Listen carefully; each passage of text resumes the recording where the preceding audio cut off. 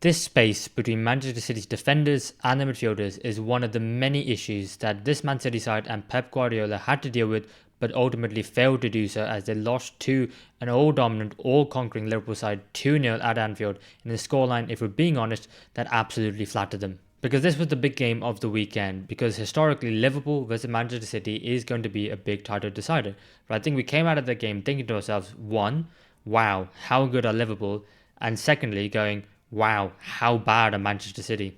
Because I thought with the bad run of form that Man City had been on up to this point, that surely Pep Guardiola is going to try and do something different. But he didn't. He put in some more defensive-minded players into that midfield, which I think was sensible, but they didn't work together in a game plan that was coherent enough to take down this Liverpool side. And I think that's the biggest credit I can give to Liverpool from this game is Arne Slot didn't have to do anything. I genuinely don't think he had to do anything. When we talked about the season with Liverpool and the tactical changes that Slot made at halftime to correct his team to ensure that they end up going to win the game, he didn't have to do anything because this side was so well coached. It's in such a great run of form at the moment that they know exactly what to do and executed perfectly. I try to look at Man City. How are they going to press? How are they going to try to stop the Liverpool side? And you know what? They did okay-ish in terms of where the positioning was on the pitch. It was out of possession, it was more of a 4-4-2. Haaland on Van Dijk, Foden on Joe Gomez, the two midfielders of Silva and Gundogan pushing up. But Gundogan was pushing so far up on Ryan Gravenberch, it was actually leaving Bernardo Silva on his own to mark Dominic Szoboszlai. And then Rico Lewis was coming into midfield, inverting and marking Alexis McAllister. Kyle Walker was pushing up on Robertson, and then Diaz had Gakpo, Akanji had Diaz, and Ake had Salah. And from there you go, okay, man for man, they're doing alright. But what did Liverpool do that was so amazing, that broke down this Man City side, that meant that they had so much of the ball, more than Man City, which is typically unusual, and the fact they actually dominated the game? Well, they just did their regular game. They did what they always do, and that's pass the ball at the back. They had Keller in goal, using him as an extra man, which is, a typical Guardiola thing to do. And they had Keller at the ball, he passed it to Gomez, he passed it to Van Dijk, and Haaland and Foden couldn't do anything, because as soon as they tried to press Keller, he would pass it to Gomez, and Van Dijk would jump to that space there. It was easy. And then you think about how did they go into the ball into the midfield? Well, the midfield were just physically more dominant. They had great passing range. They were more athletic, and they just wanted it more than Man City. And that is, a terrible thing to say to this Man City side. Lewis versus Alexis McAllister, total mismatch. Alexis McAllister every time found where he wanted. Gravenberch was Gundogan who was pushing up. That is a physical mismatch, and Gravenberch spun Gundogan a couple of times. Szoboszlai versus Silva. Well, I think Silva's a great player at playing the deepest line at the number 6 position. Silva's got no chance against someone like Szoboszlai, who's very physically dominant, got really good feet, and he's got the athleticism to make Bernardo Silva run the other way. And so every time Liverpool just continuously passed the ball from Van Dijk to McAllister to Gravenberch to Salah to Trent, whoever it was, they found space and time on the ball every single time.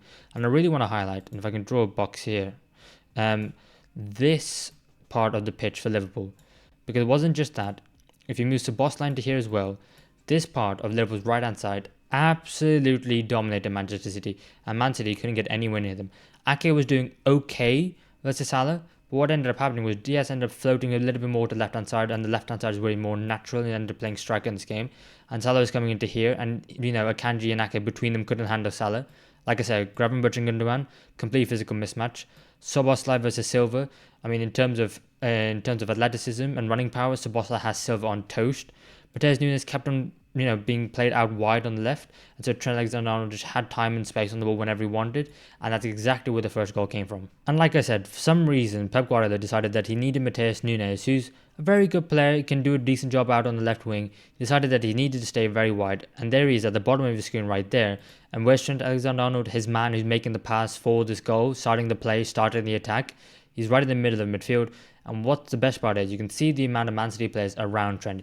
You got 1, 2, 3, 4, 5 all around them, and you've even got Alexis McAllister closer to Trent than any Man City midfielder trying to press him down. And he's got so much time and so much space on the ball that he's able to play a perfect pass out to Salah. And it wasn't just this pass, Trent had numerous passes in this game. He had one later on in the first half as well, where he's putting his laces through it and going, it's having curve outside of his foot to turn into Salah's path. Trent was phenomenal with his passing, but not only that, his tackling as well. He had a fantastic game. But here he sets up the goal for the very first one that Liverpool had in this game. And then when Salah ends up going to retrieve it and then starts up running in towards the Man City box, you think to yourself, okay, what's going to happen here? And Man City, you know what, fair to them in this instance, they actually get a decent number of players back in the defence. They got 6 in that screenshot there, plus the goalkeeper. And if you look at 4 Liverpool attackers, one of them being on the ball with Mo Salah. And you think to yourself, do you know what? They've actually done a really decent job. The recovery runs have been good. They've got themselves back into a decent position. They shouldn't be able to get a chance off here, Liverpool, unless it's, you know, some piece of world class play. But what it ended up being was, yes, it was world class from Salah from the past, but it was also extremely sloppy defending by Kyle Walker at the back post. And everyone knows where to look. Let's look at that right back position for Man City, and let's look at the back post. Kyle Walker, in that instance, is slowing his run down. And you know what? As a right back, in that situation, the danger doesn't seem to be on at the moment. That's the right thing to do. But Cody Gakpo, behind him, he doesn't know he's there. And that's the worst part. And does Kyle Walker look over his shoulder once to see if there's any man behind him? No, he doesn't.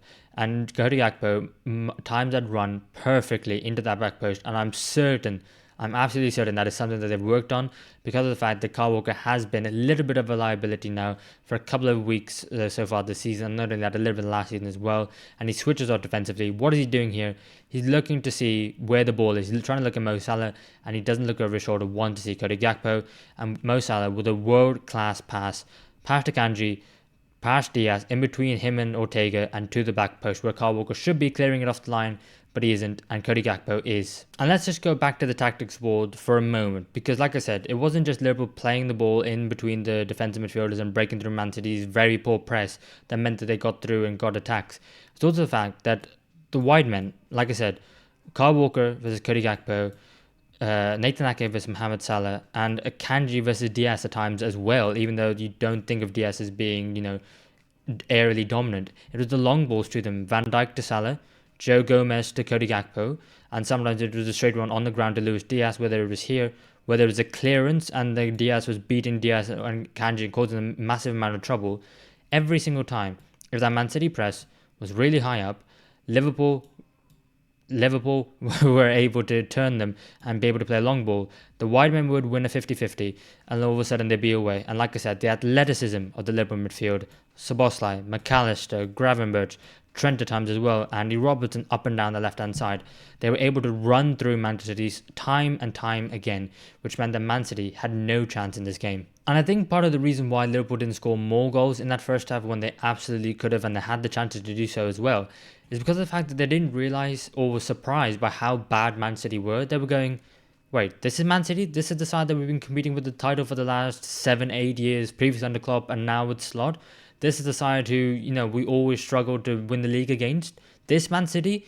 Because in this instance, when Mo Salah should end up scoring and putting them Liverpool 2-0 up, I think it perfectly highlights the mentality of the Man City players at this time. They're battered, they're beaten, they're broken. And in that first half, in the first 25 minutes especially, I'd say, Liverpool absolutely dominated. Were on the front foot. They took the foot off the pedal in the second half of the first half, I'd say, rather than Man City growing into it. But at this point in the second half, I think Slot told them, you know what, lads, just keep doing what you're doing. Man City were getting a little bit of the ball, but they weren't doing it in any dangerous areas whatsoever. And so at this point, Man City still think they're being hounded, they've been harried, but they're not quite. You can see this one, like I said, most of us should score from here. Bernardo Silva just plays a really awful pass back to his defender because he thinks he's being pressured, and that's the mentality that he's got, because he's got a weak mentality going, I think there's a Liverpool player behind me, I think I need to play this pass quickly, when he absolutely doesn't, and he doesn't even look. He plays a horrendous pass back to the defender, and Mo Salah intercepts, and then all of a sudden he's running through a goal, and he absolutely should put Liverpool 2-0 up at this point. And how Salah, in the rich vein of form that he's in at this moment, doesn't end up taking this chance. Ends up, you can see it there. He skies it over the bar. You can see the angle that the ball is going to be going in.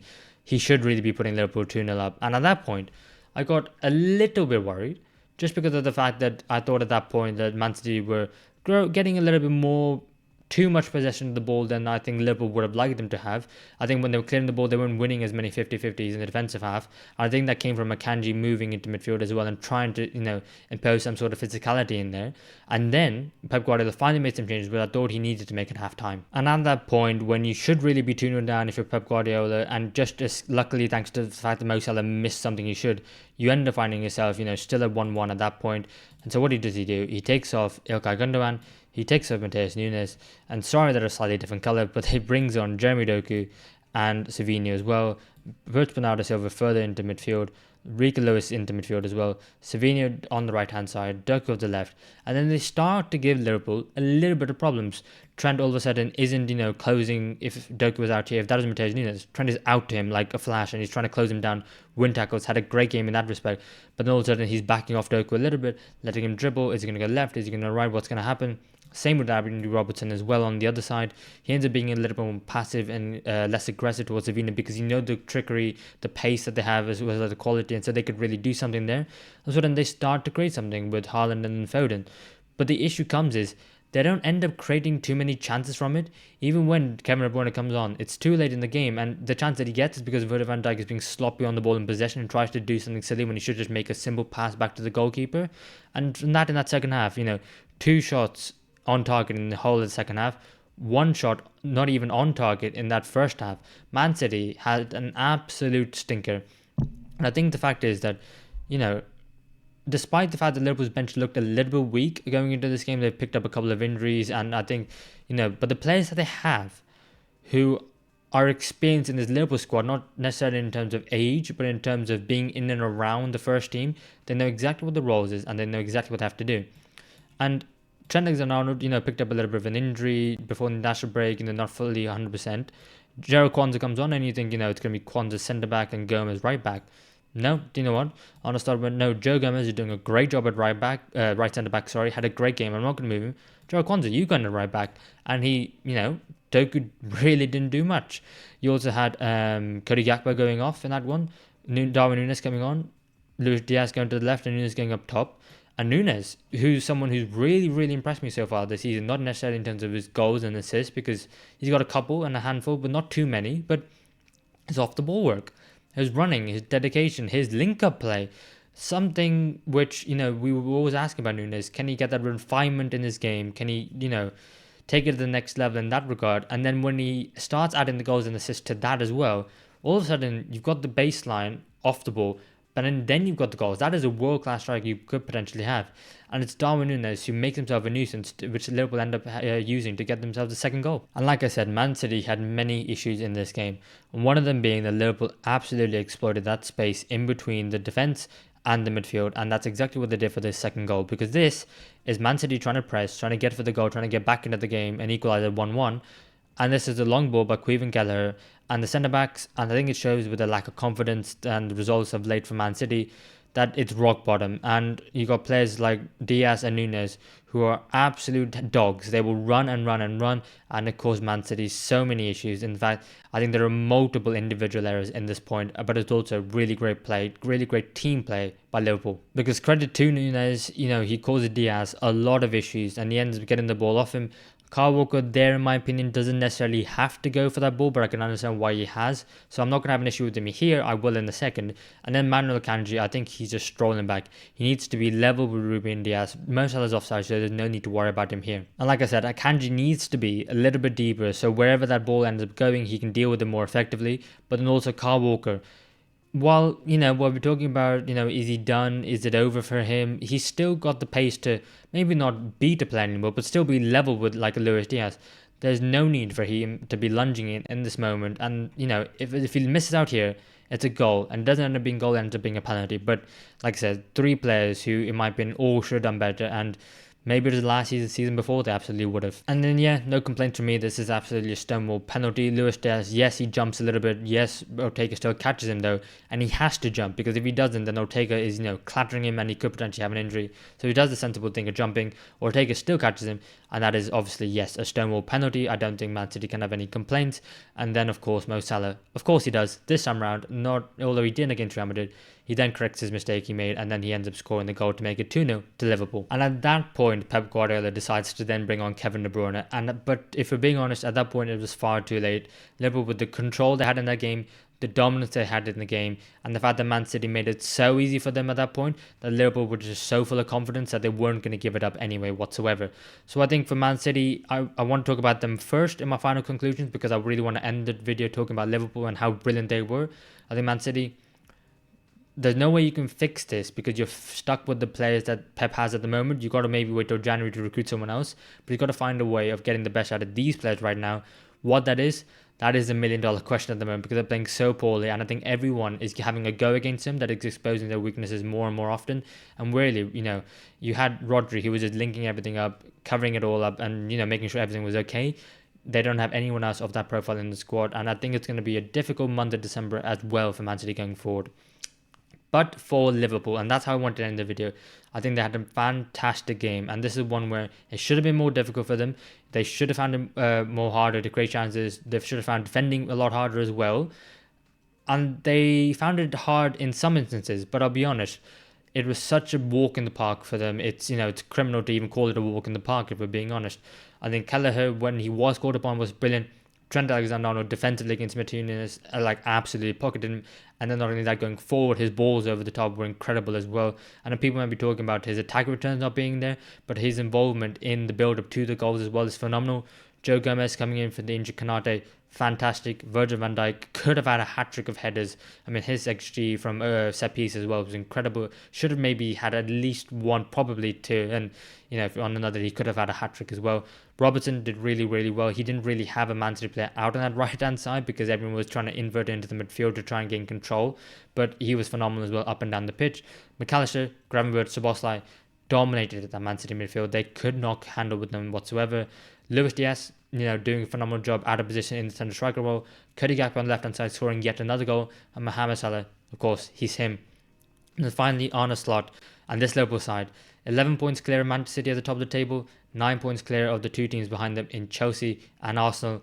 Liverpool are obviously favourites for the Premier League title. I'm sure Liverpool fans don't want to hear it, but they are favourites for the Premier League title at the moment. They are playing really, really well. I think they do have some tough tests to come. Newcastle away and Everton away in the week. But I do believe that this Liverpool side are, at this moment in time, the best team in the league so far. And the league table, backs that up perfectly, being 9 points clear of anyone else. And if they can carry on, we'll have to wait and see. But make sure you like the video, subscribe, and I'll see you in the next one.